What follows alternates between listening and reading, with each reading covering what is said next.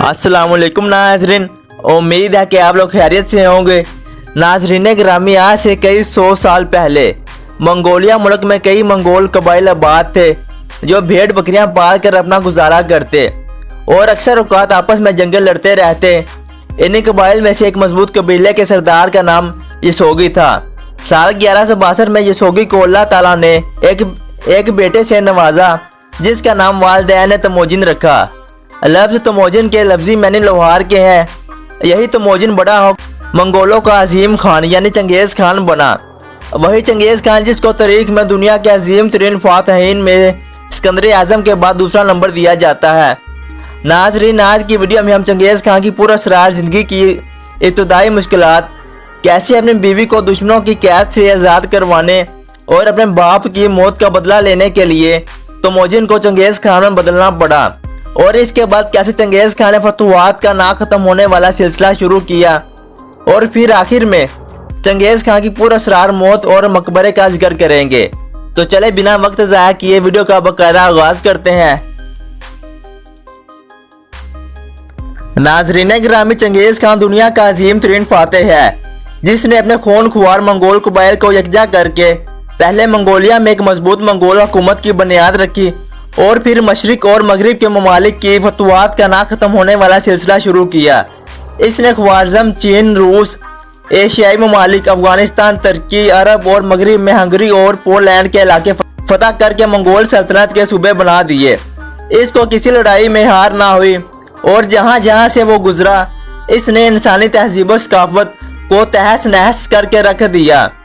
और कहा जाता है कि चंगेज़ खान साल 1206 में मंगोलिया से बाहर निकला और अपनी मौत पर तकरीबन 21 बरस बाद अपने वतन मरा हुआ वापस लाया गया।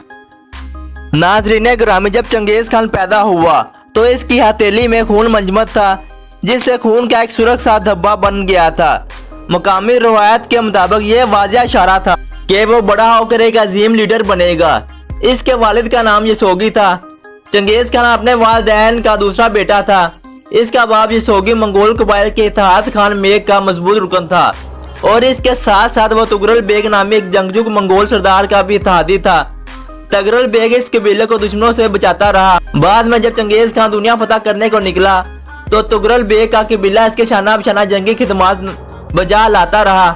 चंगेज़ खान की वालदा का नाम होलैन था जो मंगोलों की एक ज़ेरे शाख से तल्लुक़ रखती थी। चंगेज़ खान के बाकी तमाम भाई सौतेले थे।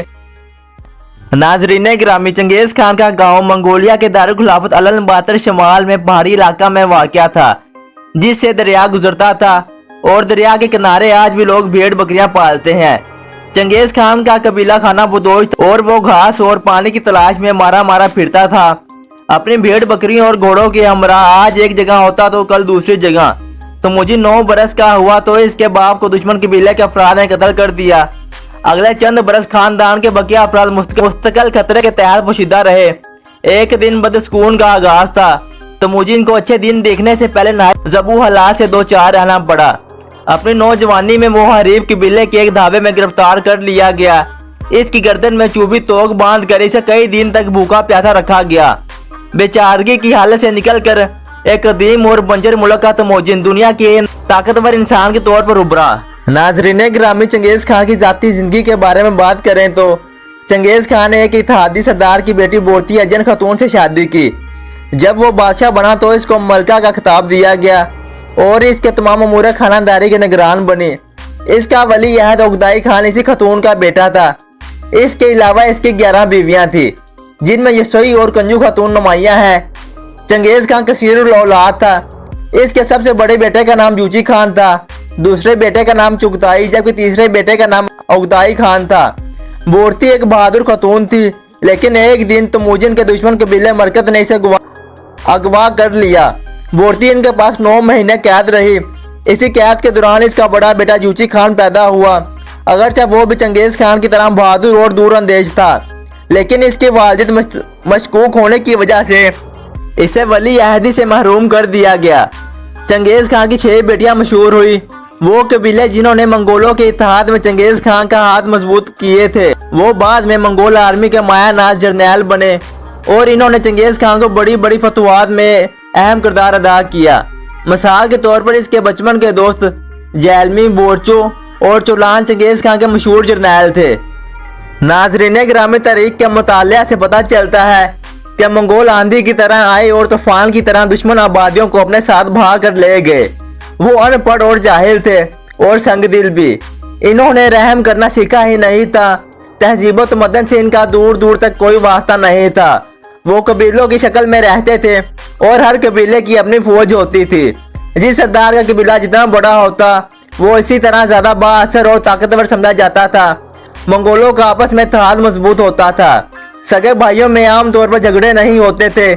اسی طرح سردار بننے کے لیے بھائیوں میں قتل و غارت گری کا رواج بالکل نہیں تھا۔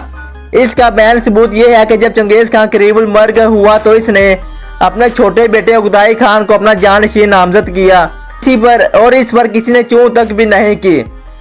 منگول مہمان نواز اور بہادر تھے۔ ان کے پاس اگر کوئی شخص پناہ لیتا تو جان پر کھیل کر اس کی حفاظت کرتے تھے۔ وہ بھیڑوں اور گھوڑی کا دودھ پیتے تھے۔ ان کا سب سے پسندیدہ گوشت گھوڑے کا ہوتا تھا۔ وہ بکری کے بالوں سے بنے خیموں میں رہتے تھے اور جب چنگیز خان نے دنیا کے بہت سے ممالک فتح کر لیے تو بھی منگول خیموں میں ہی رہتے تھے۔ چنگیز خان کے منگولی اعظم بننے تک ان کی آپس کی لڑائیاں چراغ گاہوں اور بھیڑ بکریوں کی چوری پر ہوتی تھی۔ وہ صحرا میں نخلستان کی تلاش میں مارے مارے پھرتے تھے۔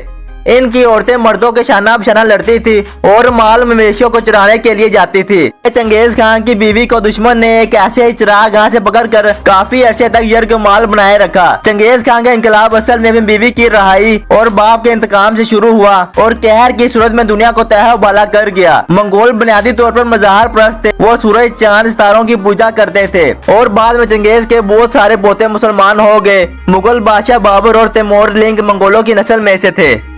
ناظرین گرامی، تموجن دنیا کا عظیم فاتح کیسے بنا؟ اس کی ترقی کا آغاز اس کی قیادت سے فرار کے بعد ہوا۔ وہ اپنے باپ کے ایک دوست اور تلکا قبائل میں سے ایک قبیلے کے سردار تغرل سے جا ملا۔ اگلے کئی برسوں تک ان منگول قبائل میں ہلاکت خیز جنگیں جاری رہیں۔ ان میں تموجن نے عظمت کی طرف اپنا سفر جاری رکھا۔ اس نے ترکستانی، تتاری اور منگول قبائل کا آپس میں ہلاک کروایا۔ اس کے لیے اس نے سفارتکاری اور تلوار دونوں کا بیک وقت استعمال کیا اور مخالف قبائل کو مطیع کرتا گیا۔ اس نے ایک خفیہ عہد نامہ یا ضابطہ حیات جاری کیا جس کی مدد سے وہ مطیع قبائل کے وفاداری کو جیت لیتا تھا۔ اس خفیہ منگول کوڈ کا نام یاسا تھا۔ اس نے میرٹ پر فیصلے کیے اور جس کا جو حق تھا اسے دیا۔ اس نے ان بچوں کو اپنے قبیلے کی خواتین کے حوالے کیا جن کے والدین کو جنگ میں قتل کیا جا چکا تھا۔ اس کے پاس اپنے مخالفین کے مقابلے میں زیادہ جدت تھی۔ اس نے اپنے دوستوں کو اپنے قریب کر لیا۔ وہ اس کے مرید ہو گئے اور آخری سانس تک وفاداری کا دم بھرتے رہے۔ یوں اس نے اپنے وفاداروں کی ایک مضبوط جماعت بنائی جو لڑائی سے کبھی پیچھے نہ ہٹی۔ ناظرین گرامی، منگول قبائل کی متحدہ فوجی قوت جو چنگیز خان نے مجتمع کی تھی ہمسایہ اقوام پر چڑھ دوڑی۔ اس نے پہلے شمال مغربی چین میں چین سلطنت پر دعویٰ کیا۔ جب یہ مقابلے جاری تھے چنگیز خان اور خوارزم کے شاہ محمد میں ٹھن گئی جو ایران اور وسطی ایشیا میں ایک بڑی سلطنت کا بادشاہ تھا۔ سال 1209 میں چنگیز خان اپنی فوج کے ساتھ خوارزم شاہ پر چڑھ دوڑا۔ اس نے وسطی ایشیا اور ایران کو تہہ و بالا کر دیا۔ خوارزم شاہ کی سلطنت تباہ و برباد ہو گئی اور اس تباہی کے بعد منگول فوجیں روس پر حملہ آور ہوئی۔ ادھر چنگیز خان نے افغانستان اور شمالی ہند پر دھاوا بول دیا۔ اس کی زیر قیادت فوجوں نے پیش قدمی جاری رکھی اور روس کو پامال کیا اور آگے یورپ میں نکل گئی۔ اس کی وفات کے بعد سال 1241 میں منگول فوجیں بوداپست پہنچ گئی۔ پولینڈ، جرمن اور ہنگری کی فوجوں کو تحقیق کیا۔ اس کے بعد جانشینی کا مسئلہ پر منگول سرداروں میں خاصی لے دے ہوئی۔ تاہم چنگیز خان کے پوتوں منگو خان اور قبلائی خان کی زیر سرکردگی منگول ایشیا میں داخل ہوئے۔ سال 1229 میں جب قبلائی خان نے چین کی فتح مکمل کی تو منگولوں کی سلطنت تاریخ کی وسیع ترین سلطنت بن چکی تھی۔ ناظرین گرامی، چنگیز خان کی وفات کے بارے میں بات کریں تو چنگیز خان چین کی فتوحات میں کافی سالوں تک مصروف رہا۔ وہ 18 اگست سال 1227 کو ین چوان شہر کی فتح میں مصروف تھا کہ اچانک بیمار پڑ گیا اور فوت ہو گیا۔ اس کی وفات کے بارے میں کئی مفروضے قائم ہیں۔ ایک کے مطابق وہ ایک دن شکار کر رہا تھا کہ اچانک گھوڑے سے گرا اور شدید زخمی ہوا اور بعد میں زخموں کی تاب نہ لاتے ہوئے وفات پا گیا۔ ایک اور کہانی کے مطابق ینچوان کے علاقے سے کچھ شہزادیاں کنیزیں بن کر چنگیز خان کے حرم میں لائی گئیں، جن میں سے ایک کنیز نے موقع پا کر زہریلے خنجر سے چنگیز خان پر اتنے وار کیے کہ وہ جانبر نہ ہو سکا۔ ایک اور روایات کے مطابق چنگیز خان کو ینچوان کے معاشرے کے دوران تیر لگا جو مہلک ثابت ہوا، تاہم معتبر روایات کے مطابق وہ بیماری کی وجہ سے مرا۔ وفات کے بعد چنگیز خان کی میت کو اس کے آبائی گاؤں لایا گیا، جہاں اس کی وصیت کے مطابق اس کو کسی نامعلوم مقام پر دفن کیا گیا۔ اس کی اولاد نے اس کے مقبرے پر ایک یادگار بنوائی جو آج تک قائم و دائم ہے، لیکن وہ یادگار ایک دوسری جگہ پر ہے۔ عام طور پر یہ یقین کیا جاتا ہے کہ اس کی قبر کسی کو معلوم نہیں۔